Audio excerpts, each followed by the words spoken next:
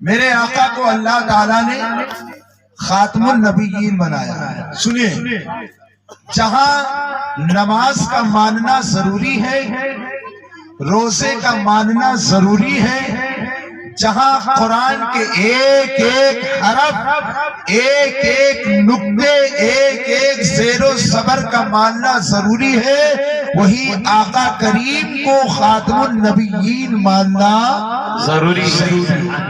یہ عقیدہ آپ ضرور سنیں. تو اب جب میرے آقا صلی اللہ علیہ وسلم دنیا سے تشریف لے گئے، نبوت کا دروازہ بند ہو گیا. اب کوئی نبی نہیں آئے. اب ذرا آپ غور کریں، حضرت موسیٰ کے دین کو چلانے کے لیے کئی نبی، حضرت موسیٰ کے بھائی ہارون، اللہ نے ان کو بھی نبوت عطا فرمایا. حضرت ابراہیم کے بیٹے اسماعیل اور اس حضرت اسحاق علیہم السلام، اللہ نے ان کے دو بیٹوں کو نبی بنایا. حضرت عیسیٰ کے زمانے میں حضرت زکریا ہے، اور حضرت نوح کے زمانے میں دوسرے انبیاء کرام، یعنی ایک وقت میں کئی نبی. لیکن حضرات محترم، اللہ کے پیارے پیغمبر کو جب اللہ نے اپنے محبوب کو اس خاکدان گیتی پہ پیدا فرمایا، تو آپ کے دونوں شانوں کے درمیان ختم نبوت کی مہر لگا دی کہ اے محبوب، اب آپ کے بعد کوئی نبی نہیں ہوگا.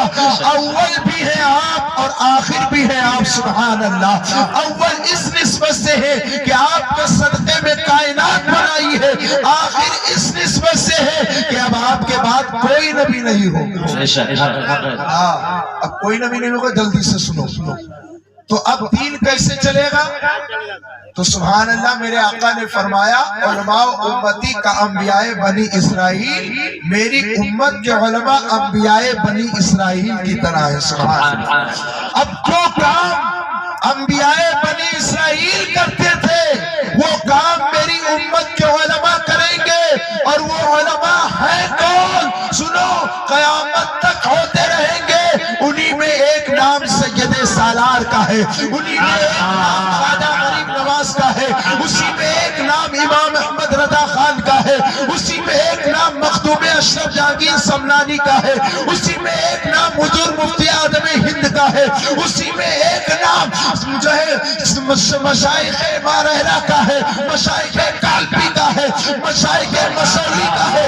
یہ جتنے مشائخ نظر آتے ہیں، یہ سنو، جو کام موسیٰ کر کے گئے تھے، وہ کام حضرت خواجہ کرتے نظر آتے ہیں. سبحان اللہ. نعرہ تکبیر، نعرہ رسالہ، مسلک اعلیٰ حضرت. وہ کیسے؟ تو سنو، حضرت موسیٰ علیہ السلام کو اللہ نے لاٹھی عطا کیا تھا، یاد ہے کہ نہیں یاد ہے؟ اللہ نے فرمایا، قال خذا ولا، اللہ نے فرمایا اے موسیٰ تمہارے ہاتھ میں کیا ہے؟ تو کہتے مولا، قال ہی عصایا توکل علی واعش بی علی غنمی ولی فی مارب. اس کے بھی پہلے کی آیت جو حضرت موسیٰ علیہ السلام کہتے ہیں مولا ہمارے ہاتھ میں ڈنڈا ہے، لاٹھی ہے، جس سے میں جو ہے پتے جھاڑتا ہوں، اس سے میرے جانور کھاتے ہیں. تو اللہ تعالیٰ نے فرمایا اسے زمین پہ ڈال دو. حضرت موسیٰ نے زمین پہ ڈالا تو وہ لاٹھی اژدہا بن گیا. سبحان اللہ. بس یہ جملہ، یہ تقریر ہے ہمارے. اب حضرت موسیٰ علیہ السلام ڈر گئے، کہا مولا اب کیا ہو گئے؟ تو سانپ بن گیا. کالا، تو اللہ نے فرمایا کالا خدا ولا تخف سنعیدها سیرتک الاولی، یعنی اس کو آپ پکڑ لو، ڈرو نہیں، میں اسے اصلی حالت پہ پھیر دوں گا. حضرت موسیٰ علیہ السلام نے ہاتھ لگایا تو وہ پھر لاٹھی بن گئی. سبحان اللہ. اب جب فرعون کے مقابلے میں حضرت موسیٰ گئے نا، تو جادوگر آئے، بڑے جادوگر، لگا پنڈار، لگا مجمع، رئیس، تمام وزراء، سفراء، سارے کے سارے لوگ موجود ہیں. حضرت موسیٰ علیہ السلام سے جادوگر آئے اور کہنے لگے کہ آپ پہلے شروع کریں گے کہ ہم شروع کریں؟ سبحان اللہ. ادب دیکھیے جادوگروں کا. ادب سے انسان پائے تکمیل تک پہنچتا ہے، ادب سے انسان کی منزلیں بڑھ جایا کرتی ہے، ادب سے انسان جو ہے عظیم مرتبے پر پہنچ جایا کرتا ہے. اسی لیے کہا جاتا ہے با ادب با نصیب، بے ادب بے نصیب. اب سنو میری بات کو. حضرت موسیٰ علیہ السلام آئے مناظرے کے لیے. اب جتنے جادوگر رسیوں کو پھونک ڈال ڈال کر کے اور سانپ بنا بنا کر کے حضرت موسیٰ کی طرف ڈالتے ہیں کہ موسیٰ کو کاٹ لیں گے, یہ موسیٰ کو ابھی ختم کر دیں گے, لیکن فانوس بن کے جس کی حفاظت ہوا کرے وہ شمع کیا بجھے جسے روشن خدا کرے, وہ شمع کیا بجھے جسے روشن خدا کرے. اب وہ سانپ موسیٰ علیہ السلام کے پاس آنے لگے. اب موسیٰ کہتے ہیں مولا یہ تو سانپ آ رہے ہیں, اب کیا کیا جائے؟ اللہ فرماتا ہے موسیٰ لاٹھی کا استعمال کر لو, لاٹھی کا استعمال کرو نا. حضرت موسیٰ علیہ السلام نے لاٹھی زمین پہ ڈالی تو بہت بڑا اژدہا بن گیا. جتنے سانپ آتے گئے سارے سانپ کو وہ کھاتا گیا. آخرکار سارے جادوگر آ کر کے قدموں میں گرتے ہیں, کہتے ہیں موسیٰ علیہ السلام یقیناً آپ سچے, آپ کا دین سچا, آپ کی کتاب سچی, آپ کا رب سچا, مجھے بھی کلمہ پڑھائیے اور اپنے دامن کرم سے وابستہ کر لیجیے. اب آگے کر رہا ہے انبیاء بنی اسرائیل کے نبی حضرت موسیٰ ہیں, جلیل القدر پیغمبر ہیں جن کو کلیم اللہ کہا جاتا ہے.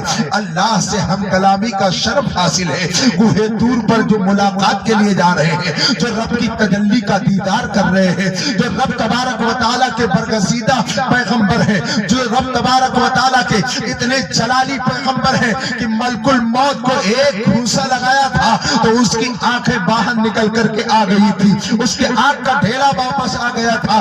میں آپ کو بتانا چاہتا ہوں یہ کون ہے؟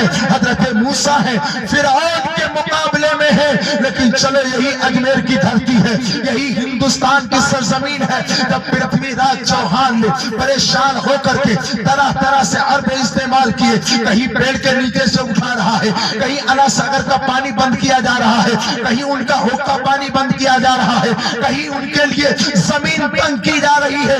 ایسے حالات میں جب حضرت خواجہ غریب نواز اجمیر چھوڑ نہیں رہے ہیں تو سب سے بڑا جادوگر جس کو جوگی اجے پال کہا جاتا ہے اس کو لگایا گیا, اور پرتھوی راج چوہان نے کہا تیری شہرت پورے ہندوستان میں ہے, مشرق سے لے کر مغرب تک, شمال سے لے کر جنوب تک لوگ تیرے جادو کا لوہا مانتے ہیں. آج چل اور اس بابے کا مقابلہ کر, آج چل اس اللہ والے کا مقابلہ کر. حضرات تاریخ مقرر کی گئی, چاروں طرف سے لوگوں کو بلایا گیا, بڑے بڑے راجاؤں کو بلایا گیا, بڑے بڑے مہاراجا آتے ہیں, بڑے بڑے پنڈت آتے ہیں, بڑے بڑے پروہت آتے ہیں, بڑے بڑے شنکراچاریہ آتے ہیں, سارے لوگوں کو بلایا گیا. ایک اسٹیج لگایا جاتا ہے, ادھر غریب نواز کم تعداد میں مسلمانوں کے ساتھ جاتے ہیں, سبحان اللہ.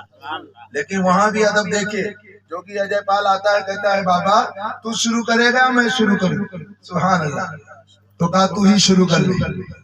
ادھر غریب نواز اپنے مرید خاص حضرت خواجہ قطب الدین بختیار کاکی سے کہتے ہیں بیٹا جاؤ اور ایک حصار کھینچو, ایک گولا بناؤ, ایک لکیر کھینچو, تو کوئی اور چیز نہیں پڑھنا, آیت الکرسی پڑھ لینا. سبحان اللہ, آیت الکرسی پڑھ کر کے گولا گھیرا بنایا گیا. اب یہاں ایک بات میں بتانا چاہتا ہوں, آیت الکرسی کی فضیلت یہ ہے کہ جو شخص روزانہ نماز فرض پڑھنے کے بعد, ہر فرض کے بعد ایک مرتبہ آیت الکرسی پڑھ لیتا ہے, اللہ اسے سانپ اور بچھو کے زہر سے محفوظ فرما دیتا ہے. سمجھ رہے ہیں؟ گولا بنا لیا بھائی صاحب, تمام لوگ آئے, سانپ ڈالنا شروع کر دیا. غریب نواز دیکھ رہے ہیں, سبحان اللہ سبحان اللہ, نگاہ ولی میں وہ تاثیر دیکھی, بدلتی ہزاروں کی تقدیر دیکھی. ادھر جوگی اجے پال کے سارے ساتھی سانپ بنا بنا کر کے اور غریب نواز کی طرف ڈال رہے ہیں.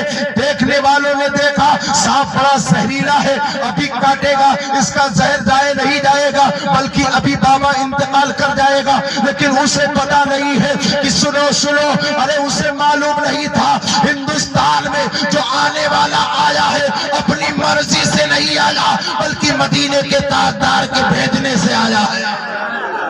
ہاں اب وہ جانتے ہو مولانا, وہ چلے گئے بھائی صاحب, خوب سانپ آ رہا ہے بھیا, خوب آ رہا ہے, خوب سانپ ڈالنا ہے, بولے خوب سانپ ڈالنا, جو بھی آ رہا ہے لکیر کے پاس پہنچ کر کے اور اپنی منڈی ہلا کے ختم ہو جا رہا ہے. سبحان اللہ, جو لکیر پہ منڈی رکھتا ہے وہ ختم ہو جایا کرتا ہے. اب سنو مسلمانوں, اب جو ہے پرتھوی راج چوہان غصے میں آتا ہے, کہتا ہے اجے پال اتنی فیس पुलिस लेने के बाद में भी तू कामयाब नहीं हो पा रहा है।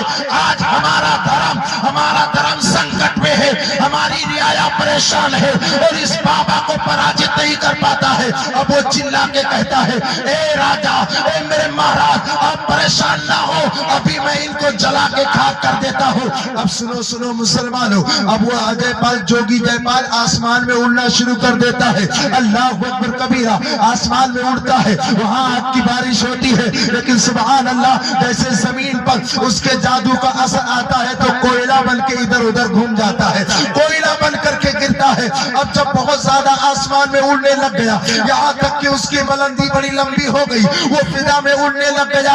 अब ऐलान किया गया, अरे बाबा देख मेरा जादूगर कितना ताकतवर है, तेरा जादू वहां तक नहीं पहुंचेगा।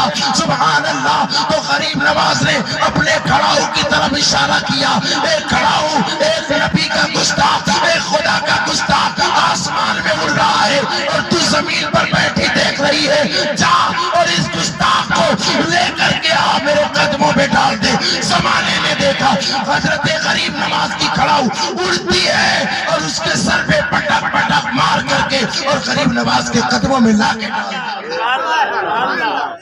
बताना ये चाहता हूँ, मेरे आका ने फरमाया, उलमा उम्मती का अंबियाए बनी इसराइल, जो काम अंबियाए बनी इसराइल किया करते थे वो काम मेरी उम्मत के उलमा करेंगे। सुभान अल्लाह।